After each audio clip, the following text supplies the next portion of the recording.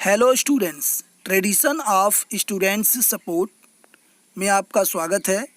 यदि आप हमारे इस चैनल पर नए हैं तो सबसे पहले हमारे इस चैनल को सब्सक्राइब कर लें और सब्सक्राइब करने के बाद बेल आइकन को दबा दें, साथ ही ऑल पर क्लिक कर दें ताकि नए वीडियोस के नोटिफिकेशन आपको प्राप्त हो सके। आज हम आपको क्लास 10th में chapter number 9 some applications of trigonometry बता रहे हैं। इससे पहले हमने आपको chapter number 8 introduction to trigonometry बताया था, जो 13 पार्ट में यूट्यूब पर अपलोड है, वहां से आप देख सकते हैं। तो आइए सबसे पहले फार्मूला।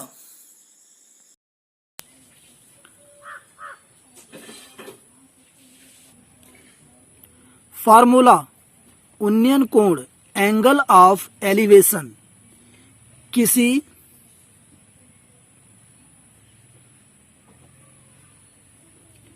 ऊंची वस्तु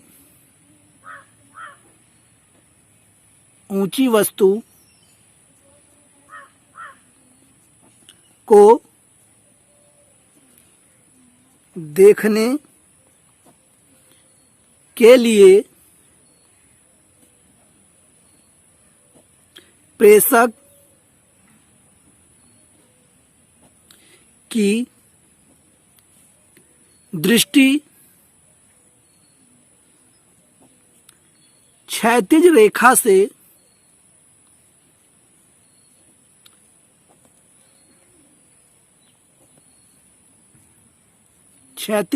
से जो कोण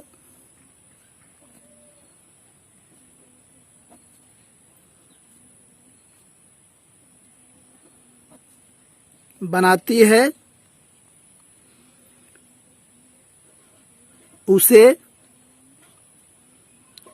उन्नयन कोण एंगल ऑफ एलिवेशन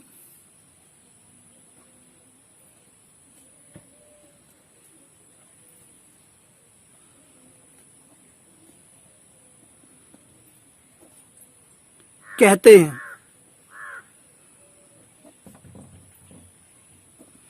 इसका चित्र मैं नीचे आपको बना करके समझा देता हूं। तो सबसे पहले देखिए इस प्रकार से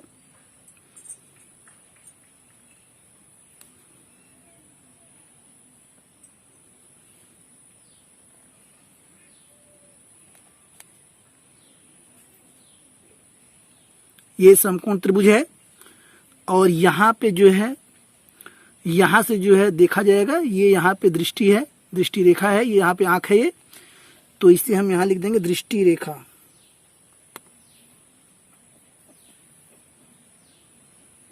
और यहां से हम देख रहे हैं ऊपर की ओर, और ये हमारा है क्षैतिज रेखा।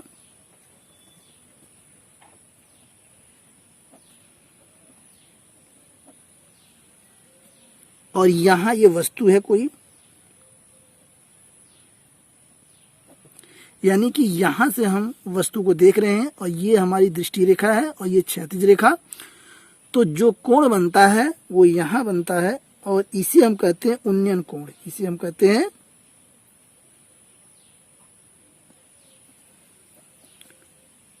उन्नयन कोण एंगल ऑफ एलिवेशन।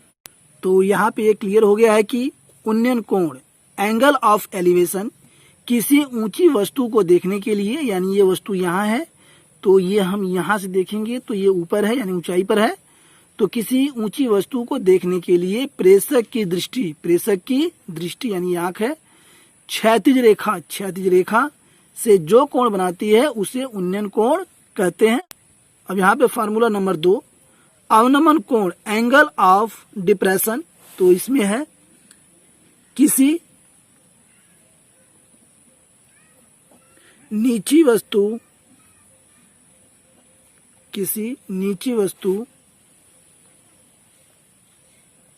को देखने के लिए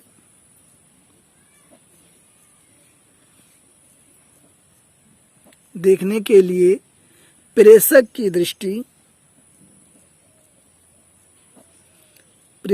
की दृष्टि क्षैतिज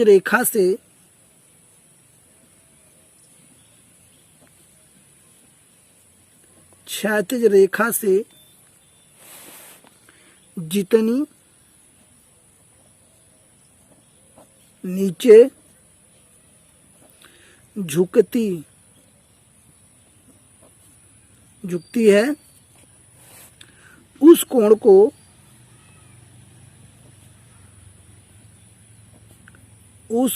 को अवनमन कोण एंगल ऑफ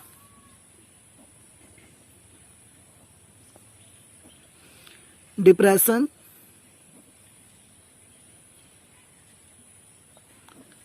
कहते हैं।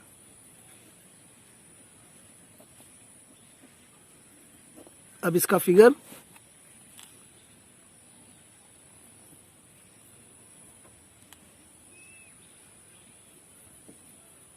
इस प्रकार से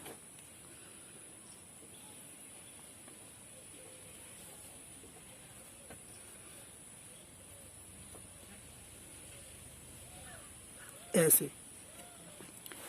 तो यहाँ पे देखिए, ये यहाँ से यानी यहाँ से जो हमारी आंख है यहाँ है, और यहाँ से हम नीचे देखेंगे, तो ये जो है ये क्षैतिज रेखा है। ये क्या है? क्षैतिज रेखा।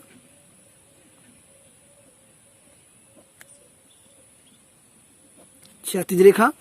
और ये है दृष्टि रेखा।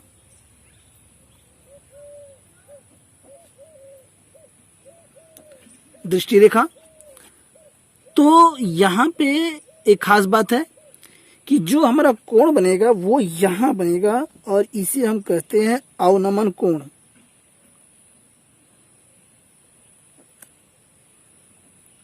अवनमन कोण। तो फिर यहाँ पे एक बार ध्यान दें, और ये यहाँ पे चूंकि समकोण त्रिभुज है, अवनमन कोण एंगल ऑफ डिफ्रेक्शन किसी नीची वस्तु को देखने के लिए, यानी कि यहाँ से हम नीचे देखेंगे जो है, और वो जो वस्तु है ये यहाँ है। वस्तु यहाँ, इस बात को ध्यान दें कि वस्तु यहाँ है और हम जो है यहाँ से देखेंगे। तो यहाँ वस्तु को देखने के लिए प्रेषक की दृष्टि क्षैतिज रेखा से जितनी नीचे झुकती, यानी ये क्षैतिज रेखा है और इस रेखा से ये नीचे झुक रही है।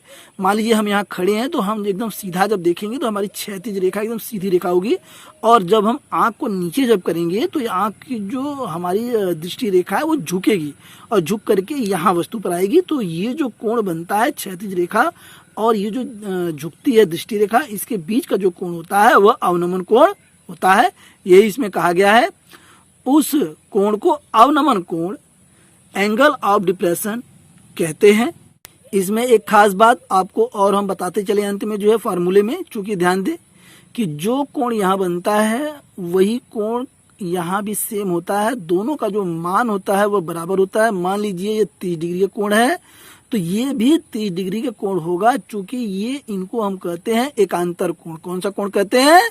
एकांतर कोण। मान लीजिए हम इसको नाम दे दें ए बी सी और यहाँ कर दें हम डी। तो यहाँ हम लिख सकते हैं कोण D A C is equal to कोण ए सी बी। और ये कैसे कोण है? चूंकि एकांतर कोण है और इनकी हमें आवश्यकता पड़ेगी जब हम क्वेश्चन को हल करेंगे। एकांतर कोण और एकांतर कोण जो होते हैं वे आपस में बराबर होते हैं। इसी के साथ एक्सरसाइज 9.1 क्वेश्चन नंबर 1।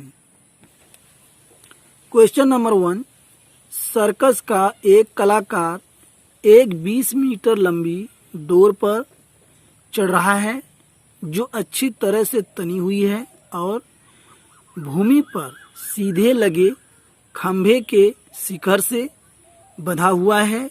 यदि भूमि स्तर के साथ डोर द्वारा बनाया गया कोण 30 डिग्री का हो तो खंभे की ऊंचाई ज्ञात कीजिए। तो सबसे पहले इसको जब हम हल करेंगे तो हम फिगर हम बना लेंगे आंसर। और यहाँ पे चूंकि हमें ज्ञात क्या करना है, खंभे की ऊंचाई, तो हम मान लेंगे माना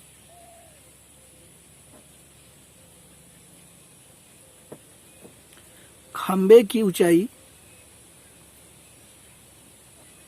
बराबर एच मीटर, चूंकि यहाँ पे मीटर में दिया हुआ है। आगे सबसे पहले हम फिगर बना लेंगे और फिगर में यहाँ पे दिया हुआ है एक कलाकार एक 20 मीटर लंबी डोर पर चढ़ रहा है जो अच्छी तरह से तनी हुई है और भूमि पर सीधे लगे खंभे, यानी खंभा सबसे पहले हम बनाएंगे। तो ध्यान दीजिए, ये हमने बना दिया, एकदम सीधा आपको बनाना है, आप स्केल से भी खींच सकते हैं। ये खंभा हो गया और यहाँ हमने लिख दिया खंभा।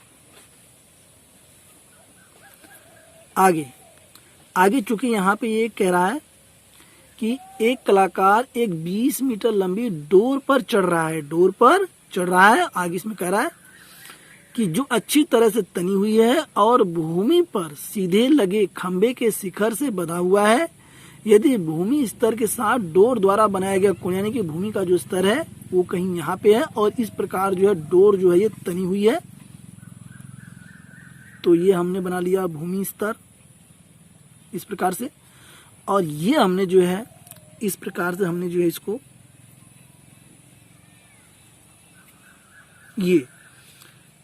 ये हमारी रस्सी है जो तनी हुई है और यहां हम इसको लिख देते हैं डोर,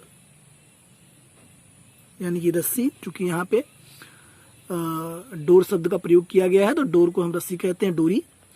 और ये है भूमि स्तर।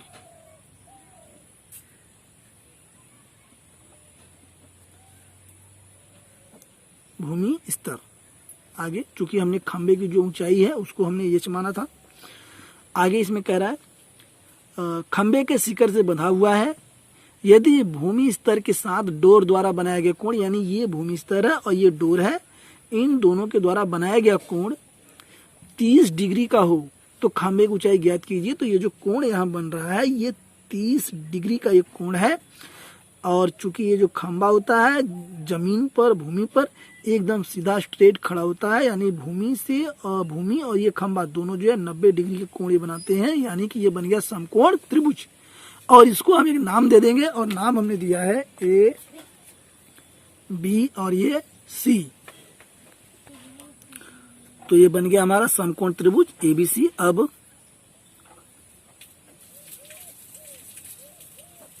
समकोण त्रिभुज एबीसी में और यहाँ पे हम देख रहे हैं कि हमें निकालना है ये खंभा।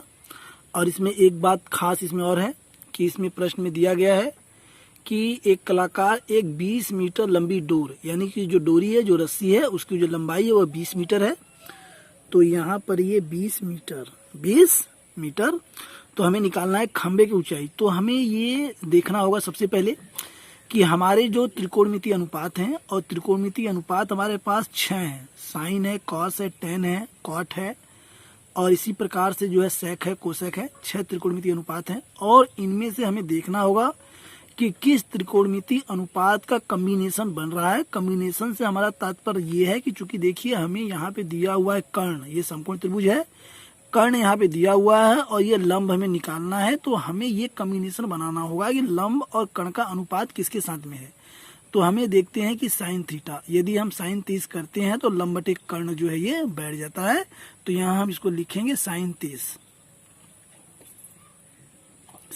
30 इज इक्वल टू लंब बटे कर्ण। और ये हमने आपको जो है अपने पिछले वीडियोस में बताया है, जो इंट्रोडक्शन टू ट्रिग्नोमेट्री चैप्टर 8 है और उसमें जो है ये बड़े विस्तार से उसको बताया गया है। तो आप आगे ध्यान दें। साइन 30 जो सूत्र होता है साइन थीटा का वह होता है लंब बटे कर्ण। तो लंब हमारा है ए बी, यानी कि ए बी और बटे में ये लंब हो गया और कर्ण ये है ए सी, ए बी बटे ए सी। अब आप समझ गए होंगे। चूंकि आप यहाँ ध्यान दें, सूत्र को आपको ध्यान आ जाएगा। सूत्र हमारा था sine theta is equal to लंब बटे कर्ण। तो ये हमारा लंब था, ये हमारा कर्ण था और ये हमारा आधार था और ये था किसमें, समकोण त्रिभुज में। तो अब आगे ध्यान दें। साइन 30 का जो मान होता है वह जो त्रिकोणमितीय जो टेबल है उसमें जो है बताया गया है। तो साइन 30 का जो मान है वह 1/2 है, आप टेबल से देख लेंगे। Is equal to A B, और ए बी चूंकि क्या है, ये खंबा है और खंबे को हमने माना है एच, यानी खंबे की जो ऊंचाई है वो एच मीटर है, तो इसके स्थान पे हम एच जो लिख सकते हैं एच बटे ए सी। ए सी कितना है, ए सी एक कर्ण है, ये 20 मीटर है। कितना है ये 20 मीटर। अब इसको हम हल कर लेंगे, जब हम तिर्यक गुना से हल करेंगे तो हमें ये प्राप्त होगा एच बराबर 20 बट्टे 2, 20 बट्टे 2, 20 यहाँ पे आ जाएगा। अब 2 से जब हम भाग देंगे तो ये 10 आएगा। कितना आएगा 10, तो यानी कि एच बराबर 10 मीटर, 10 मीटर। अतः खंबे की ऊंचाई बराबर 10 मीटर, और यही हमारा राइट आंसर है। तो आपने ये देखा, ये फिगर में जो ये खंबा है ए बी, ये जो है 10 मीटर जो है ऊंचा है। तो ये क्लियर हो गया। इसी के साथ जो है नेक्स्ट क्वेश्चन, क्वेश्चन नंबर 2। आंधी आने से एक पेड़ टूट जाता है और टूटा हुआ भाग इस तरह मुड़ जाता है कि पेड़ का शिखर जमीन को छूने लगता है और इसके साथ 30 डिग्री का कोण बनाता है। पेड़ के पाद बिंदु की दूरी जहां पेड़ का शिखर जमीन को छूता है 8 मीटर है। पेड़ की ऊंचाई ज्ञात कीजिए। तो सबसे पहले हम फिगर बना लेंगे आंसर, और ये फिगर हम बना रहे हैं इस प्रकार से।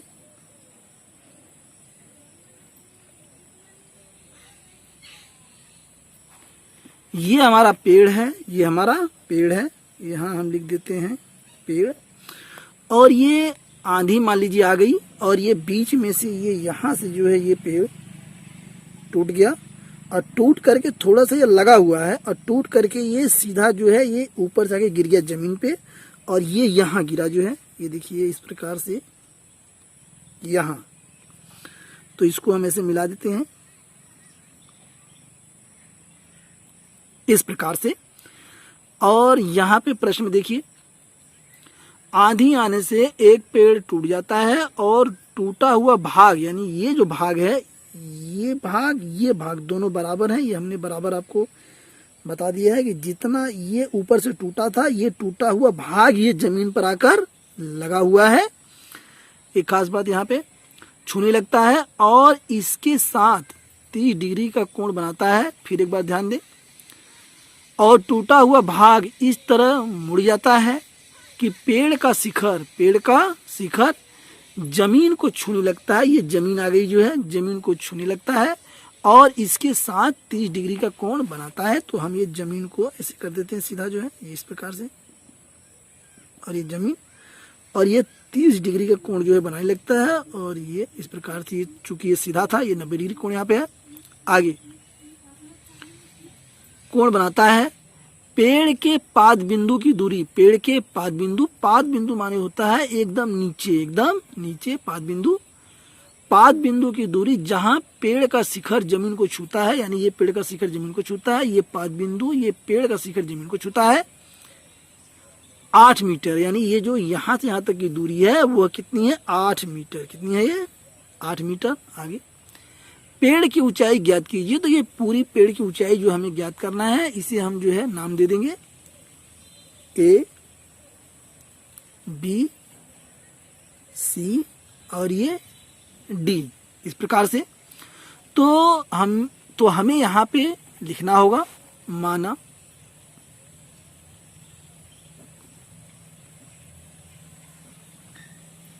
पेड़ की ऊंचाई बराबर ये पूरी पेड़ की ऊंचाई है ए बी, यानी पूरी ए बी। अब जो है हम हल करेंगे, और हल करने के बाद जो है इसकी ऊंचाई हम निकालेंगे। तो सबसे पहले यहाँ पे समकोण त्रिभुज डीबीसी में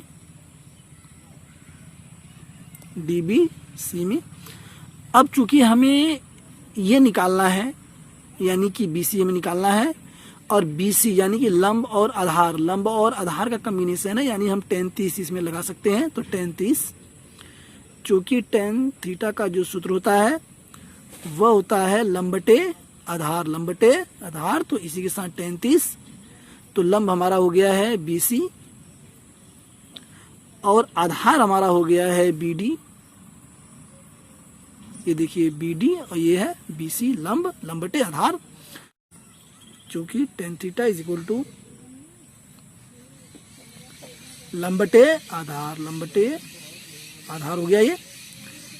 आगे तो यहाँ पे हमें देखते हैं टेन 30 का जो मान होता है वह त्रिकोणमिति टेबल में टेन 30 का जो मान होता है वह होता है 1/3 इज इक्वल टू BC। तो BC चूंकि हमें निकालना है तो BC वैसे ही छोड़ देते हैं, और ये BD का मान दिया हुआ है 8 मीटर, तो यहाँ हम रख देंगे 8। अब जब हम इसको तिर्यक गुणा करेंगे तो BC हमें प्राप्त हो जाएगा, BC बराबर हो जाएगा 8/3। ये समीकरण नंबर 1, समीकरण नंबर 1। पुनः दोबारा समकोण त्रिभुज, समकोण त्रिभुज DBC में, पुनः समकोण त्रिभुज DBC में हम दोबारा जो है इसी त्रिभुज में चलेंगे और अब की बार हम निकालेंगे CD। क्या निकालेंगे? हाँ, CD। तो एक बात इसमें क्लियर हो गई है कि यदि ये BC हम निकाल लेते हैं और हम ये CD, और CD चूंकि जो है AC के बराबर है, तो AC और ये BC हम जोड़ देंगे तो पेड़ की पूरी ऊंचाई जो है वो निकल जाएगी। इसीलिए हमें जो है अब ये CD निकालना होगा, हमें कॉम्बिनेशन देखना होगा त्रिकोणमितीय अनुपात में। तो त्रिकोणमितीय अनुपात जो है इसमें हम देखते हैं कि आधार और कर्ण, आधार और कर्ण, यानी कि हमें लेना होगा cos 30, cos 30। तो हम यहाँ लिखेंगे cos 30 इज इक्वल टू, इसका सूत्र होता है cos 30 का आधार बट्टे कर्ण, आधार बट्टे कर्ण। तो ये हो जाएगा BD बटे और ये होगा CD, ये होगा CD, यानी कि आधार बट्टे कर्ण। तो cos 30 का जो मान होता है वह होता है टेबल में कर्णी में 3/2 त्रिकोणमितीय टेबल में, और ये BD, चूंकि ये BD देखते हैं, BD दिया हुआ है 8 मीटर, तो BD यहाँ पे 8 हो गया, और ये CD चूंकि हमें निकालना है। अब यहीं पे हम थोड़ा सा देखते हैं जो है, तो यहाँ पे हम देखते हैं कि कर्णी में 3/2 यहाँ पे है, तो जब हम तिर्यक गुना करेंगे तो CD यहाँ पे आ जाएगा, कर्णी में 3 यहाँ आ जाएगा और 2 का तिर्यक गुना यहाँ हो जाएगा। तो यानी हमें प्राप्त होगा CD बराबर 8 गुणा 2 और बटे में कर्णी में 3, यानी कि 16 बटे कर्णी में 3, समीकरण नंबर 2, समीकरण नंबर 2। यहाँ पर एक खास बात है, चूंकि CD हम ये निकाल चुके हैं, तो CD हम देखते हैं, ये हमारा है CD, और CD जो है वह AC के बराबर है, ये हमने आपको पहले बता दिया है। तो यहाँ हम इसको कर सकते हैं कि CD बराबर AC, और ये आया है 16 बटे कर्णी में 3, 16 बटे कर्णी में 3, और ये हमारा समीकरण नंबर 2। और अब हम चलते हैं नेक्स्ट पेज पर। तो यहाँ पे पेड़ की ऊंचाई जो हमने AB माना था, तो AB को हम लिख सकते हैं AC plus BC, AC plus BC, यहाँ पे देखिए इस प्रकार से फिगर में, और ये हमारा AB पेड़ की ऊंचाई, तो इसे हम लिख सकते हैं AC प्लस BC। और चूंकि जो AC जो है वह CD के बराबर है, अभी हमने आपको जस्ट बताया है, तो हम अब क्या करेंगे, इनको हम जोड़ लेंगे समीकरण 1 और समीकरण 2 से। तो AC में हमने निकाला है अभी 16 बट्टे कर्णी में 3, 16 बट्टे कर्णी में 3 प्लस BC हमने निकाला है 8 बटे कर्णी में 3, 8 बटे कर्णी में 3। तो जब हम इसको हल करेंगे तो चूंकि यहाँ पे जो ये हर है ये समान है, तो ये कर्णी में 3 हो गया हर में, और 16 और प्लस 8 हम कर देंगे तो हमारे पास आएगा 24 बटे कर्णी में 3। अब हम क्या करेंगे, एक छोटा सा इसमें वर्क और है कि जो ये हर है कर्णी में 3, इसका हम परमेयीकरण कर देंगे, और ये हम ऐसे करेंगे कर्णी में 3 बटे कर्णी में 3। तो ये हमारे पास होगा 24, और ये कर्णी में 3, और ये 3 जो है ये अंडर रूट से बाहर आ जाएगा 3, और 3 से हम जब भाग देंगे 24 में तो ये आएगा ये 8 कर्णी में 3, 8 कर्णी में 3 मीटर, 8 कर्णी में 3 मीटर।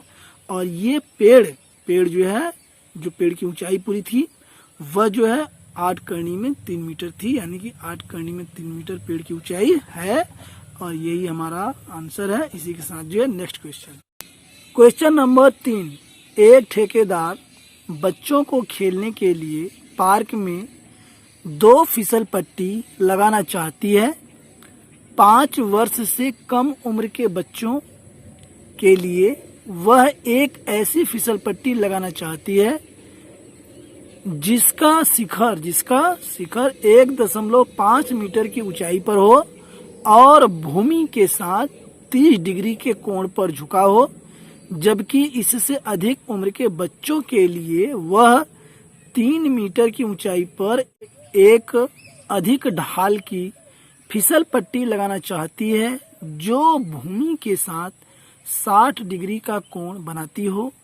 प्रत्येक स्थिति में फिसल पट्टी की लंबाई क्या होनी चाहिए? तो यहाँ पे हमें देखते हैं, पहले इसका फिगर हम बनाते हैं। तो फिगर में हम देखते हैं कि ये फिगर, चूंकि हम ये सबसे पहले ये 3 मीटर जो है ये ऐसे हम बना लेते हैं। इस प्रकार जो है ये यहाँ से यहाँ तक की जो ऊंचाई है वो है 1.5 मीटर। कितनी है ये? 1.5 मीटर।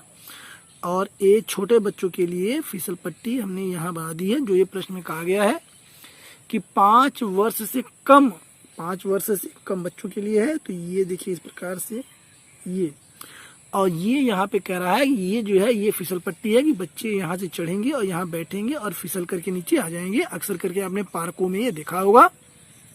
आगे, उम्र के बच्चों के लिए वह एक ऐसी फिसल पट्टी लगाना चाहती है जिसका शिखर 1.5 मीटर की ऊंचाई, यानी ये शिखर हो गया 1.5 मीटर ऊंचाई आगे पर हो और भूमि के साथ 30 डिग्री के कोण पर झुका हो। तो ये जो फिसल पट्टी है ये भूमि के साथ जो है 30 डिग्री का जो है कोण बनाएगी, ऐसा ये प्रश्न में कह रहा है। आगे, अब यहाँ पे बात आती है कि जबकि इससे अधिक उम्र के जो 5 साल से जो बड़े बच्चे हैं उनके लिए भी वह फिसल पट्टी लगाना चाहती है और उसकी जो ऊंचाई होगी वह 3 मीटर होगी, यानी ये जो ऊंचाई यहाँ पूरी 3 मीटर होगी, यानी 1.5 यहाँ पे और जो है बढ़ जाएगी 1.5 मीटर और ये पूरी ऊंचाई हो जाएगी 3 मीटर।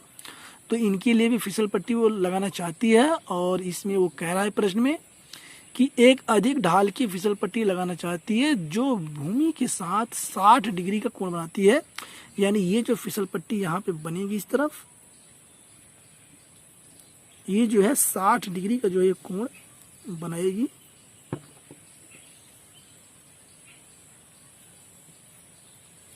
इस प्रकार जो है, और ये 60 डिग्री का एक कोण यहाँ पे बन रहा है। तो अब हम क्या करेंगे, इसको हम नाम दे देंगे। तो यहाँ पे ए बी और यहाँ पे हम दे देंगे सी और ये डी और ये ई। तो ये फिगर हमारी जो तैयार हो गई है और हमें जो है अब इसको जो है हल करना है। तो यहाँ पे हम लिखेंगे सबसे पहले, माना छोटे बच्चों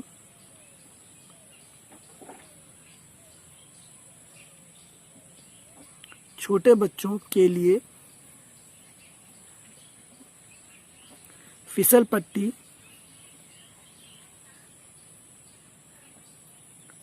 पट्टी जो है अक्सर जो है पार्कों में लगी होती है और बच्चे जो है ऊपर चढ़ करके और बैठ करके दोनों तरफ जो पकड़ने का होता है और फिसलते हैं और ये नीचे आते हैं, इसमें उनको बड़ा आनंद मिलता है।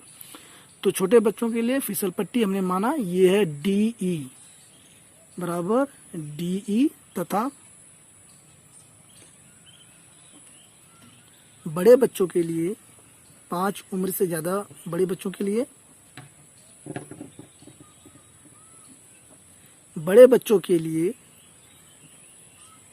फिसल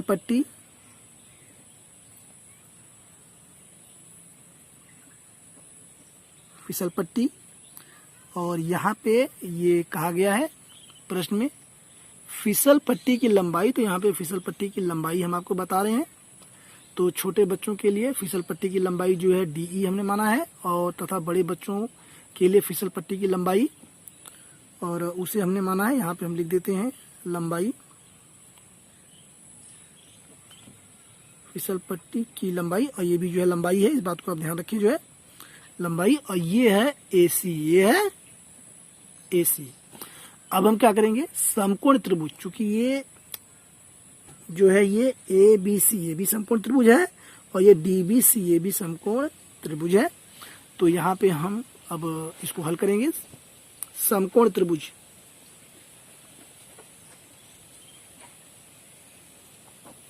समकोण त्रिभुज ए बी सी में, इसमें हम लेंगे पहले बड़े वाले में ए बी सी में, चूंकि हम देखते हैं हमें निकालना है ये, यानी कि ए सी निकालना है और ये हमें जो है ये जो ये लंब जो है यानी जो ऊंचाई ये पूरा हमें मालूम है, ये 3 मीटर है।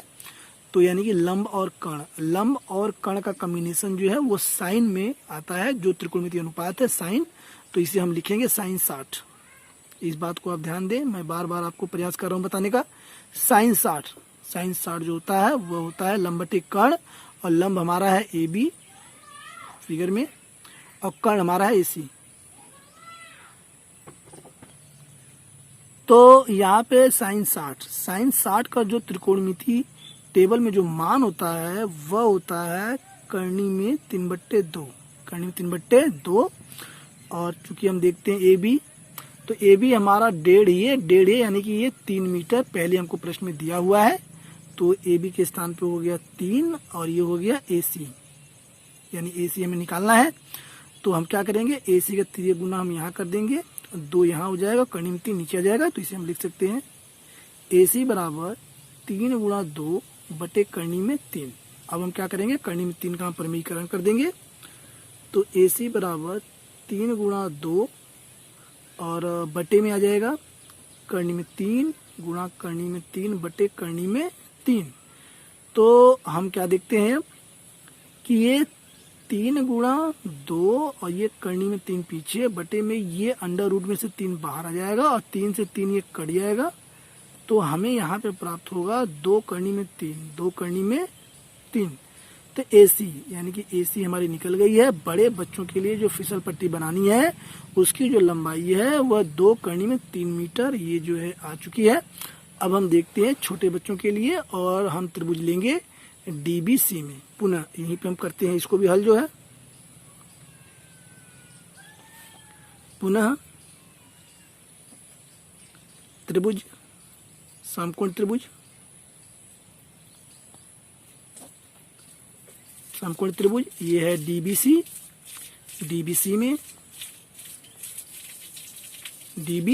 में। और यहाँ भी देखिए, चूंकि ये लंबाई हमें दी हुई है 1.5 मीटर और ये हमें कर्ण निकालना है। तो हम अब क्या करेंगे, इसमें भी हम लेंगे जो है लंब और कर्ण का कॉम्बिनेशन है, तो इसमें भी हम लेंगे साइन 30 और लंब इसमें है हमारा DB, या इसको लिख सकते हैं BD सिस्टम से, BD और बटे में कर्ण हमारा ये है DE। तो साइन 30 का जो मान होता है वह त्रिकोणमिति टेबल में वह होता है 1/2 बराबर, और ये BD यहाँ पे दिया है 1.5 मीटर तो 1.5, और ये DE जब इसको हम हल करेंगे तो हमें DE जो प्राप्त होगा, DE बराबर होगा 1.5 गुणा 2 आ गया ये 3 मीटर। तो छोटे बच्चों के लिए जो फिसल पट्टी बनानी है उसकी जो लंबाई होगी वह होगी 3 मीटर। अतः फिसल पट्टी की लंबाई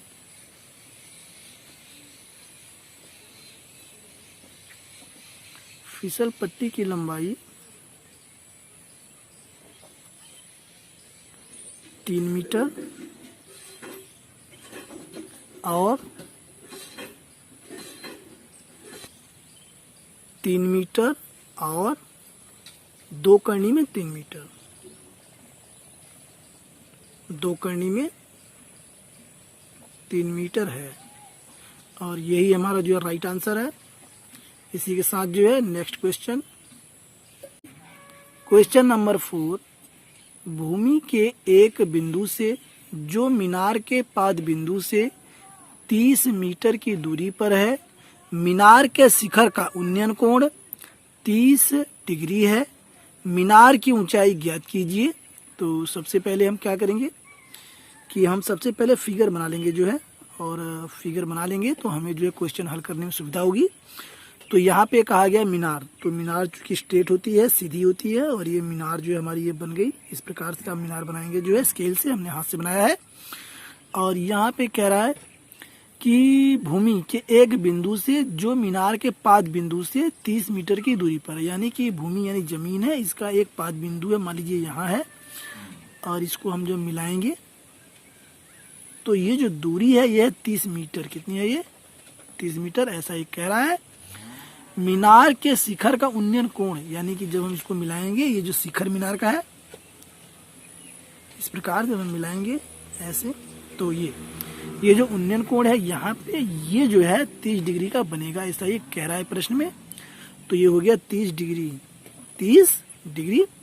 और अब इसको हम क्या करेंगे, चूंकि ये संपूर्ण त्रिभुज है, और इसको हम नाम दे देंगे ए, बी और ये सी। और चूंकि हमें क्या निकालना है, ये मीनार की ऊंचाई, तो इसको हम एच मान लेंगे। और यहाँ हम लिखेंगे माना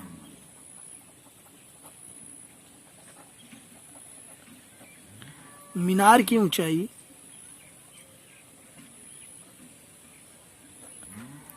बराबर एच मीटर समकोण त्रिभुज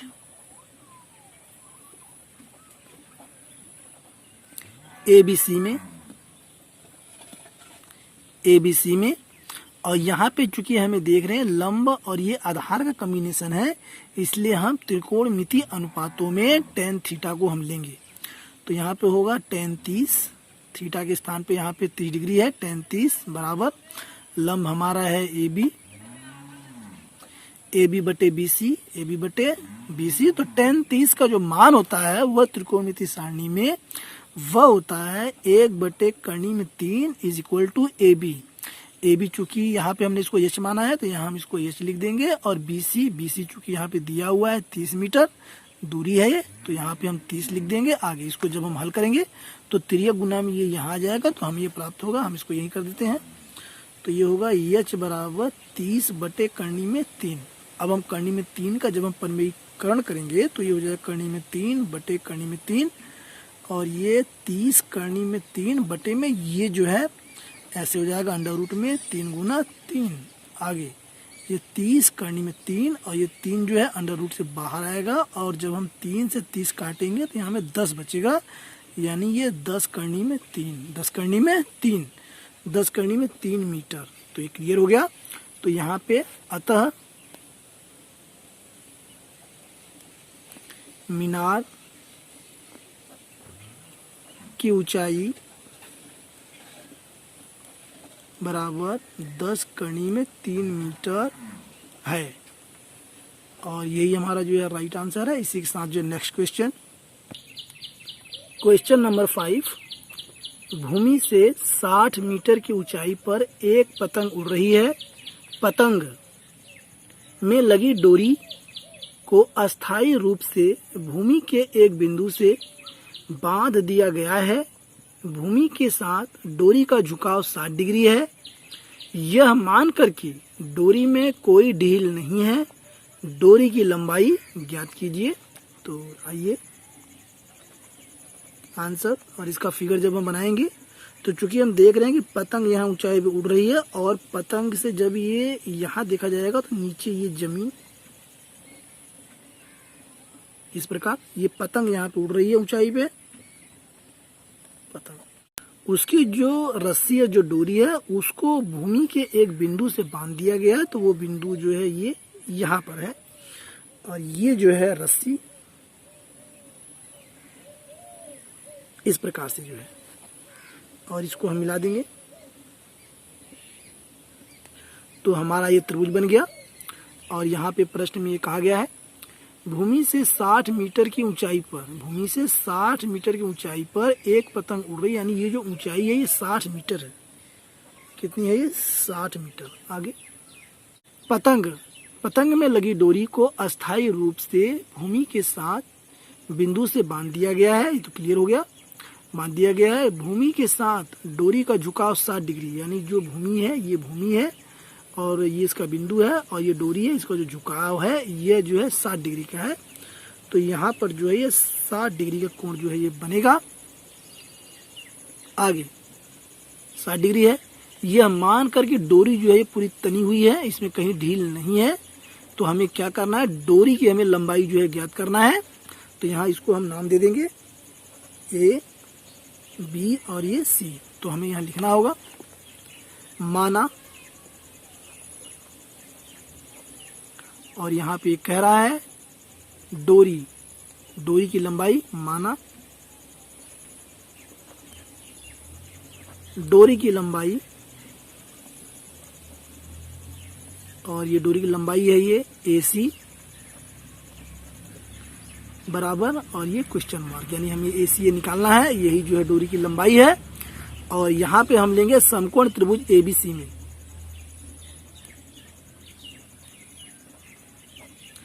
समकोण त्रिभुज ABC में। और हम यहाँ पे देखते हैं कि हमें जो त्रिकोणमिति हमारा जो अनुपात है उसमें हमें यानी लंब और कर्ण का हमें कॉम्बिनेशन देखना है। तो लंब और कर्ण का जो कॉम्बिनेशन है वह होता है साइन में। तो चूंकि यहाँ फार्मूला साइन थीटा बराबर लंब बटे कर्ण, ये सूत्र होता है।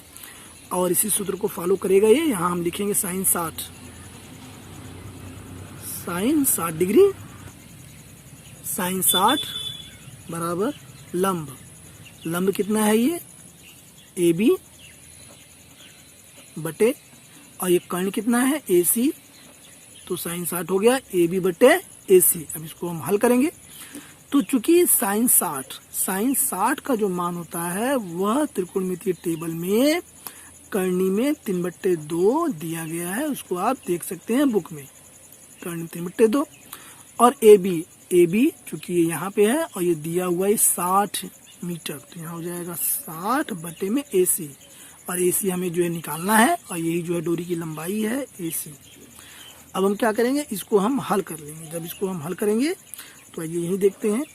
AC का त्रिय गुना हम यहाँ कर देंगे, AC यहाँ आ जाएगा और कर्णी में 3 यहाँ आ जाएगा, और 2 जो है त्रिय गुना में 60 के पास चला जाएगा। कैसे, AC इज इक्वल टू 60 गुणा 2 बटे कर्णी में 3। अब हम क्या करेंगे, कर्णी में 3 का हम परिमेयीकरण कर देंगे। तो ये हो जाएगा AC बराबर 60 गुणा 2, और ये हो जाएगा कर्णी 3 यहाँ ही है, और ये गुणा में कर्णी में 3 बटे कर्णी में 3, इस प्रकार से। तो जब हम इसको आगे हल करेंगे तो ये हो जाएगा 60 गुणा 2, और ये गुणा कर्णी में 3 बटे में ये अंडर रूट में 3 गुणा 3। आगे जब इसको हम हल करेंगे आगे तो ये हो जाएगा 60 गुणा 2 गुणा कर्णी में 3 बटे में 3 जो है अंडर रूट से बाहर आ जाएगा 3, और 3 से हम 60 जब काटेंगे तो आ जाएगा ये 20। कितना आएगा ये 20।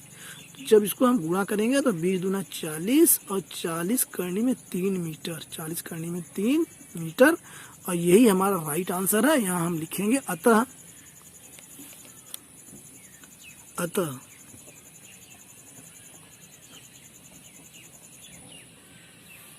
डोरी की लंबाई बराबर 40 कर्णी में 3 मीटर, यही हमारा राइट आंसर है। और एक खास बात, कर्णी में 3 का जो मान होता है वो होता है 1.732। तो आप यहाँ पे कर्णी में 3 का जो मान है वो ब्रैकेट में 1.732 रख करके 40 से आप गुणा करेंगे तो दशमलव में आगे भी जो आप मान जो इसको निकाल सकते हैं। ये खास बात थी इसमें। और इसी के साथ मुझे उम्मीद है कि ये वीडियो आपको पसंद आया होगा। इस वीडियो के पसंद आने पर लाइक, शेयर और सब्सक्राइब करना न भूलें। Thanks for watching.